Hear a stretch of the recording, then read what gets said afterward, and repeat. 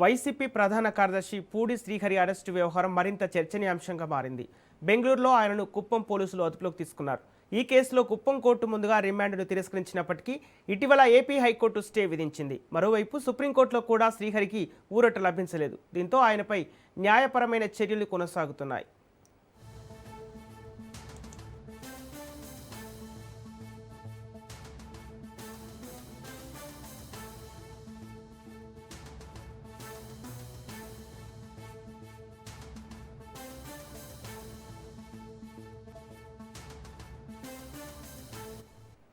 YCP ప్రధాన కార్యదర్శి Pudi Srihari arrest వ్యవహారం మరింత చర్చనీయాంశంగా మారింది.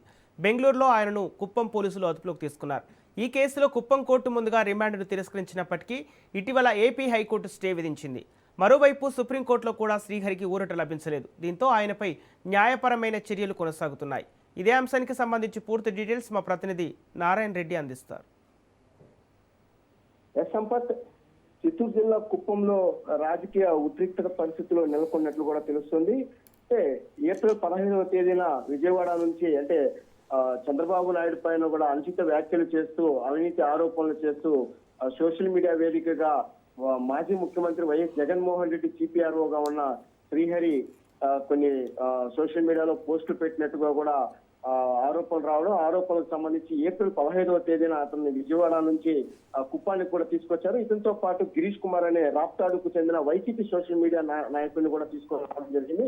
వీరిద్దరిపై కూడా కేసులు నమోదు చేసి వారిని కోర్టులో కూడా హాజరుపరిచారు.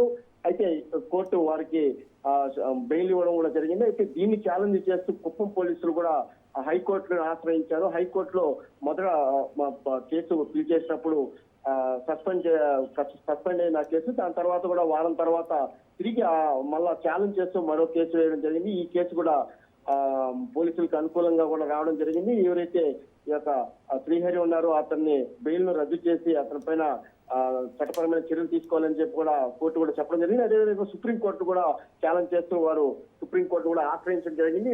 పొన్నవోలు సుధాకర్ రెడ్డి వాళ్ళ లాయర్ ద్వారా కూడా ఆ యొక్క కేసును కూడా సుప్రీంకోర్టులో ఆశ్రయించడం జరిగింది. అయితే సుప్రీంకోర్టులో కూడా వారికి తొక్కెదిరే అయినట్లు కూడా తెలుస్తుంది.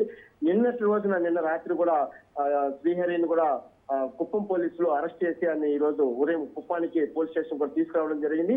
ప్రస్తుతం కుప్పం పోలీస్ స్టేషన్ లో కూడా శ్రీహరిని ఉంచినట్లు కూడా తెలిసింది. ఇక్కడ నుంచి నేరుగా విచారించి ఆ తర్వాత కోర్టులో కూడా హాజరుపరిచే అవకాశాలు ఉన్నట్లు కూడా తెలుస్తుంది. Sampath. Okay, thank you Narayana.